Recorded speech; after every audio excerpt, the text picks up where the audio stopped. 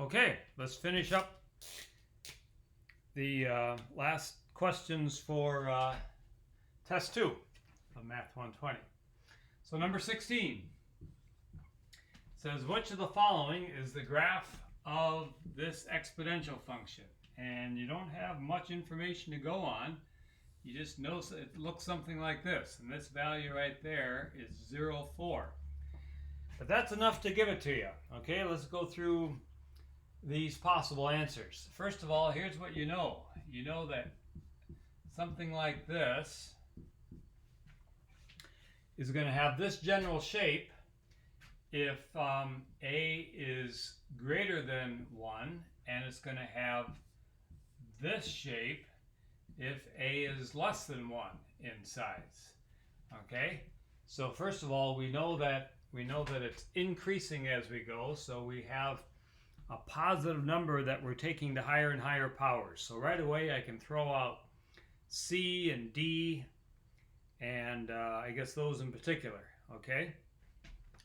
If I had a negative out front, then it would be, you know what happens when you take the negative of a function, it makes everything negative. So then it would look kind of like this instead. And it doesn't look like that, so there's no negative out front. So really the only ones left are something like A or B or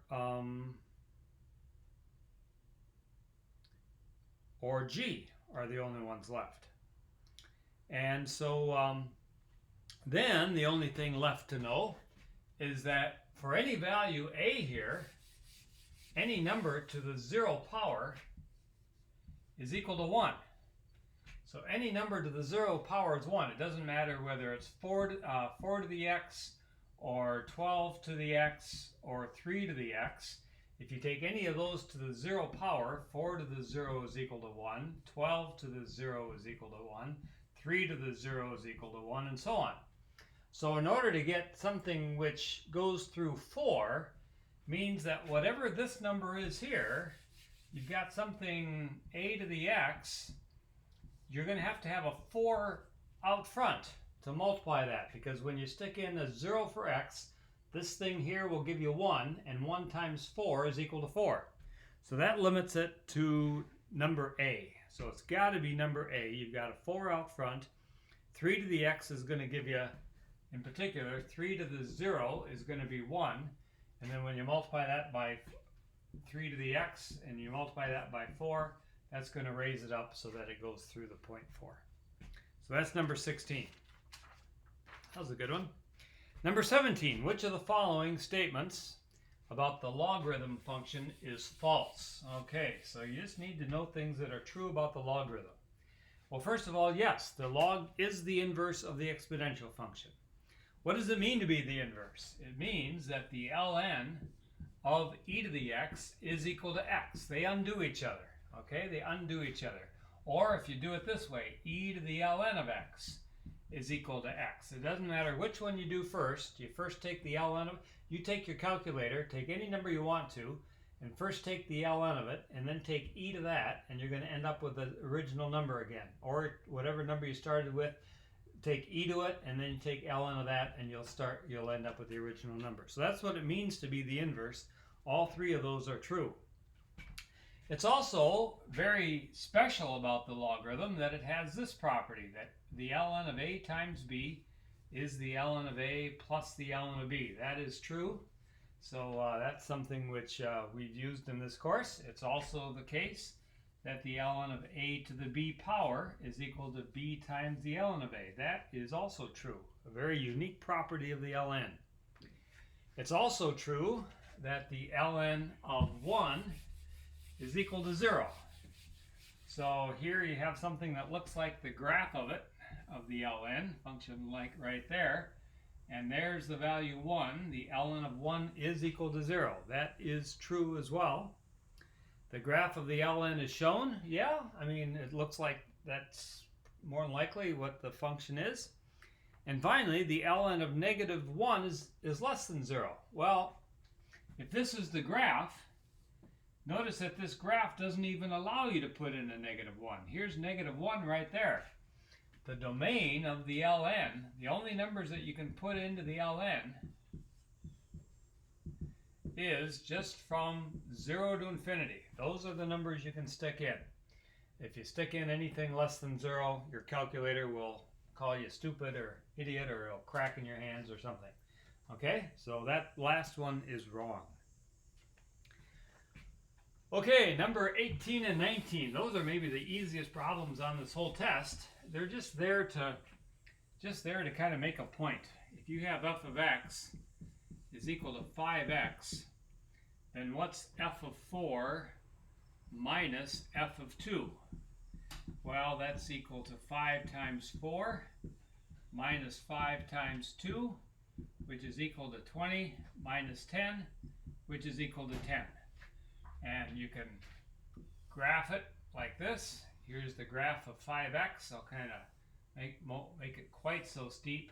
So here you have 2, and here you have 4. And so you take f of 4 minus f of 2. This one was 10. This one was 20. And so the difference is 10. Okay? On the other hand, 5 to the x power, that grows much, much, much faster.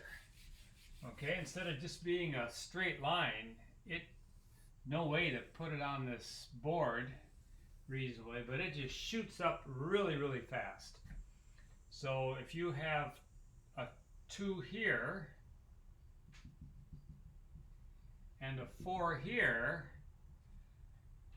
it's going to grow a whole lot between those two values. So now our function is, this is problem number 19 now. So g of x is equal to 5 to the x power, not just 5 times x, but 5 to the x power. So g of 4 minus g of 2 is equal to 5 to the 4th minus 5 squared. What's 5 to the 4th? First of all, 5 squared is 25. So that's that. 5 to the 4th is 25 times 5 is 125, and 125 times 5 is 625. You can do that on a calculator if you want to. So it turns out that the difference between the two is 600. So notice how fast that thing grows, okay? Instead of just being 10 between there or whatever it was, it's 600 in between there. So that's why the exponential grows so fast. That's why you want to put money into a savings account, because any money that you have in a savings account, like the stock market, keeps going up at anywhere 10 percentage points a year. You put money, if you can put money in there early in your life, it's just going to grow exponentially like this your entire life. William Buffett says, try to live your life such a way that you make money overnight. I just heard that quote the other day. Okay, in other words, try to save money as you can early in life and put some away. Keep your expenses low, and let your money go to work for you. That's Warren Buffett's advice. Okay, that was number 19. What about number 20? A country's population in thousands closely fits the exponential function p of t is equal to 500 e to the 0.04 t, where t is the number of years since the year 2000.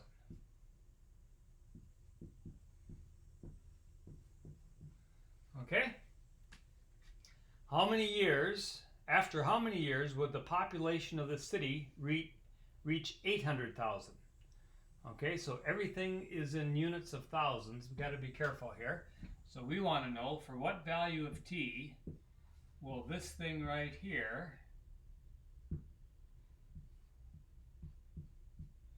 be equal to 800,000? Okay, are you with me? So we just need to solve that for t. So we need to find out what that t is. So let's first divide both sides by 500.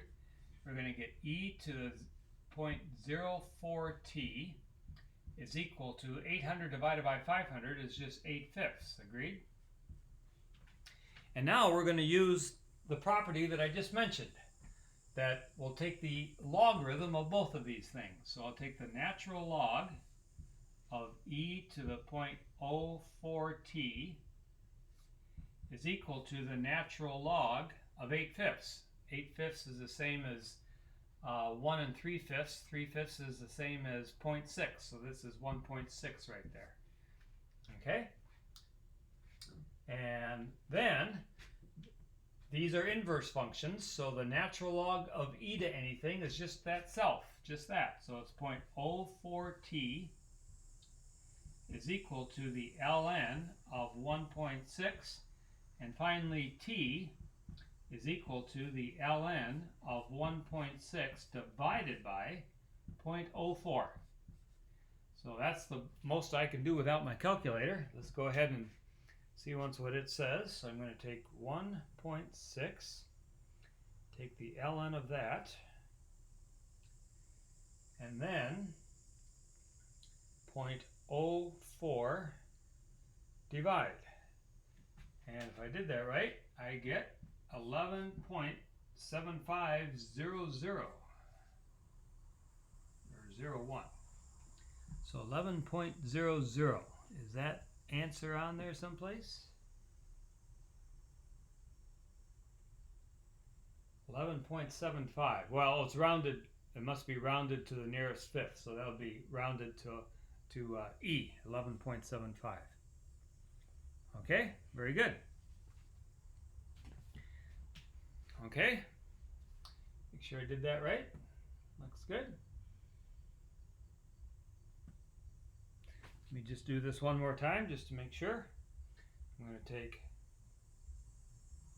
1.6 ln 0.04 divide. Yep. Oh, 11 point. Oh, I actually did it wrong. It was I read it wrong. It is 11.75. There you go. 11.75. Okay, that was number 20. How about number 21? An investment. Okay, back to investments again. An investment of $4,000 is made at a rate of 6% compounded annually. How much money will be in the account after 7 years? Okay, I love one of my favorite problems that I do in my class.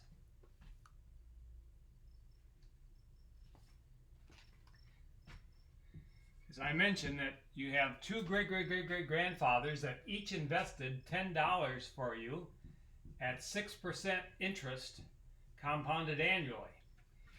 And if you take the interest out of the bank each year, you get 60 cents of interest. So 6% of $10 is 60 cents. So if you removed that 60 cents each year, every year you get that 60 cents, and you take that out and you leave the $10 in. After 200 years, if this was a great-great-great-great-great-great-grandfather, after 200 years, you have the original $10 plus you have 60 cents every year that you've removed. So 60 cents times 200 is another $120. So you end up with 130. On the other hand, if you leave that money in the bank, then the first year you're going to get $10 times 1.06, because if you multiply this by 1.06, you're going to get, this will give you the $10 back, and then you multiply 10 times the 0.06 and you get $10.60. So that's at the end of the first year. At the end of the second year, you take this $10.60 and you multiply that again by 1.06, because this will give you your original amount back and this will give you the interest, and you get a little bit more than you would have gotten if you'd taken the interest out. And at the end of 200 years, you get this $10 and you multiply it by 1.06, not just once, not just twice, but 200 times. And it ends up being, it's over $1 million. I can't remember.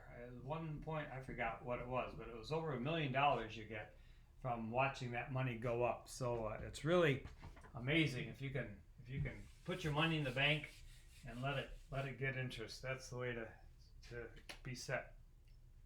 So anyway, how about this one? $4,000. There it is right there. Is put in the bank, and it's compounded at 6% interest for 7 years. So after the first year, you'd have this much money. At the end of the second year, you would take this amount and you'd multiply that by 1.06 again.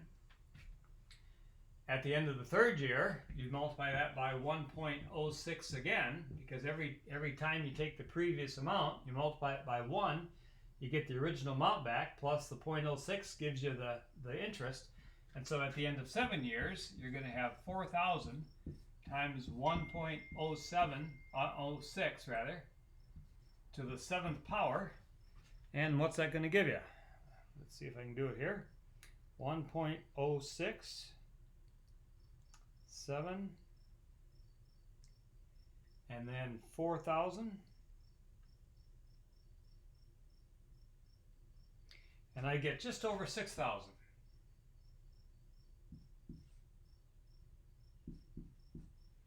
$6,014, or it rounds up to $6,015. See if that's an answer. Yep. Oh, there it is. $6,014.52. That's exactly what I have. Very good. That's that one. Okay, very good. So those are good problems showing how exponents work.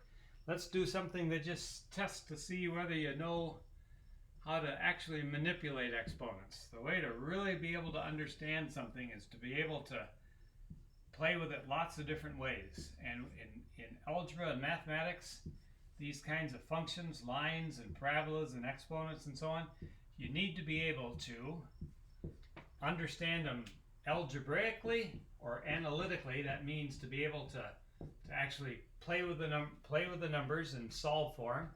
You have to be able to graph them, do it graphically.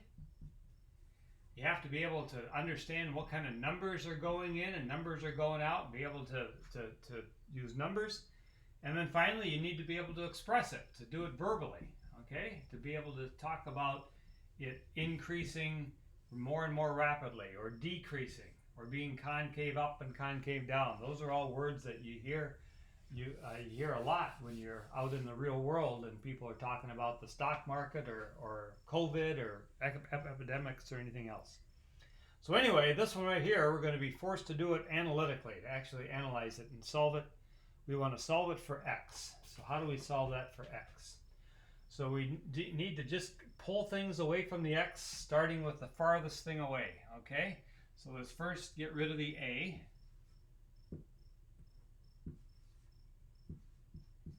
And we can do that by subtracting a from both sides. Then we can get rid of the b by dividing both sides by b. That's the way you get rid of the b. Now, this is e to something. So the way you get rid of the exponential is to, as we did before, to take the ln of both sides. So the ln of e to the cx is equal to the ln of d minus a over b. So you get that. These two things undo each other. The ln and the e are inverse functions. So now I just have cx is equal to the ln of d minus a over b. And finally, the last step, I can now just divide everything through by c and get x is equal to the ln of d minus a all over b, all divided by c. And hopefully that's one of them there. Yep, it looks like that's capital E, right? 1 over c times the ln of d minus a over b. Very good. Okay, only two, or let's see, that was number what? That was number, I just lost it. 22, 3 more left. Okay, 23, these all have to do with systems of equations. Find the point of intersection between 4x plus 3y is equal to 1, and 3x plus 2y is equal to 2.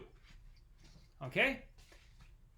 So again, if you had Decimus or something like that, make sure you're still here. Yep, very good.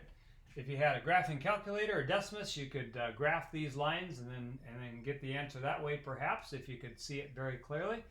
Otherwise, let's do it analytically. Okay? So we need to get rid of either the x or the y. And the way to do that is to get the same number of y's in both of these equations. So let's do this. Let's take this top equation and multiply it by 2. You'll see why in a second here. I'm going to get 8x plus 6y is equal to 2. Do you agree? All I did was take this equation right here and doubled it. I'll get this. I'm going to take this equation and I'm going to multiply it by -3. And you'll see why. -3 times this is going to give me -9x. -3 times this is going to give me -6y. And -3 times this is going to give me -6. Now, why did I make those choices?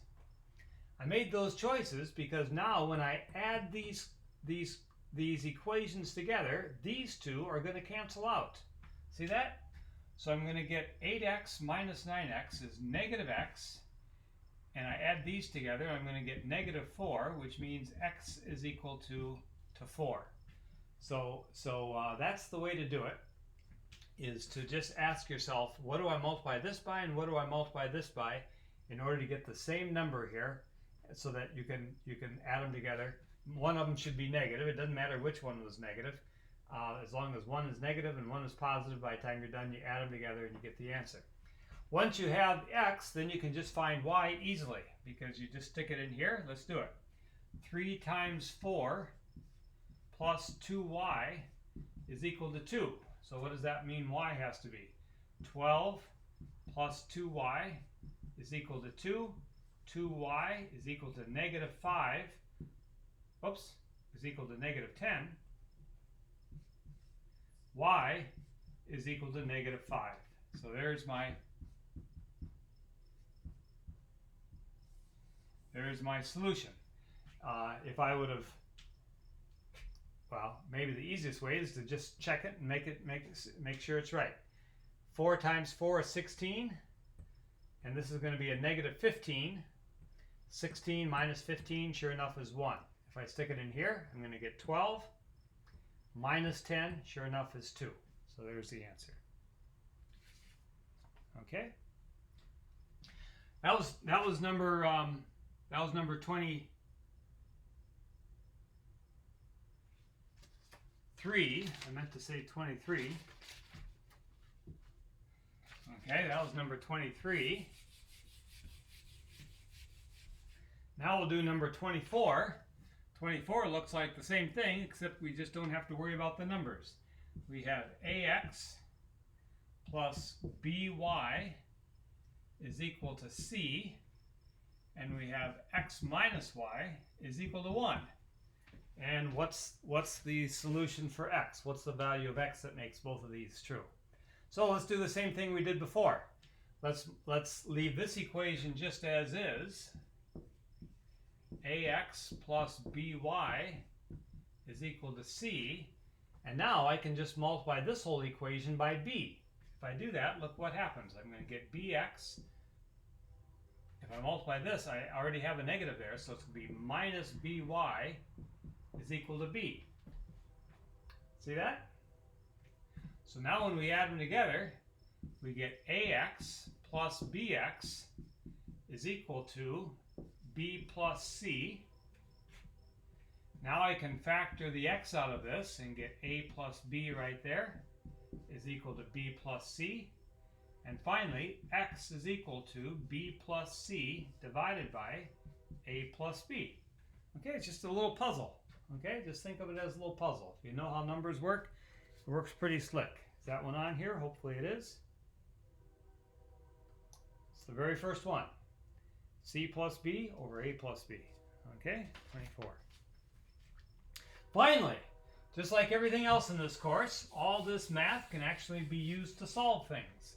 So number 25 is kind of a little practical problem involving Davenport University. At a Davenport rugby game, bleacher seats cost $3 and cushion seats cost $5. Okay? At a homecoming game, 50 tickets were sold. And the total sales was $180. I like to put all that information down. How many of each kind of seat was sold? Okay, let's just use B for bleacher. So bleacher seats are $3, cushion seats are $5. A total of 50 tickets were sold and $180 was brought in. So how many of each kind was sold? So I love this problem again because the way you solve a real world problem is you have to use the word let. There's the power that you have over the whole world of mathematics is by using the word let. Let's let X be the number of bleacher seats. That's what we're trying to find. So we'll let X be that. Then let's let Y be the number of whatever, cushion seats. Okay? So there we have, there's our word let. And so now there's two different statements that we can make given that. The first thing we know is that the total number of seats is 50. So I know that X plus Y has got to be 50. That's how many tickets we sold. Secondly, we made this much money. So for each of the bleacher seats, we made $3. So if we sold X of the bleacher tickets, each of those was worth $3. So that's how much money we made by selling the bleacher seats. The cushion seats, each of those cost $5. So however many of those we sold, we got $5 for each of those. And by the time we added it all together, we had 180 bucks. Okay? So there you go. So there you have two equations, two unknowns, same as before. And so we need to get rid of one of those variables. So let's take this one here and multiply it by -3. Do you agree that's going to do it? If we multiply this by -3, we're going to get -3x, -3y is equal to -150. Agreed? Take this thing times -3, you have this. Why did I do that? Because now, those two, when I add them together, I'm going to get no x's. 5y minus 3y is going to be 2y. And I add these together, 180 minus 150 is what? 30. So that means that y is equal to 15. And if y is equal to 15, what does x have to be? If y is equal to 15, x is going to be 50 minus 15 is 35. So x is equal to 35. So again, you can check it out. Certainly they add up to 50. If you take 3 times this, you're going to get $105. You take 5 times 15, you get 75. 105 plus 75, sure enough, is $180. So there you go. So there you go. There's your preparation for test 2. If you know how to do these well and are really confident with these, again, you should be well set for the second test. So best of not luck, but best of success to all of you. Okay, we'll see you.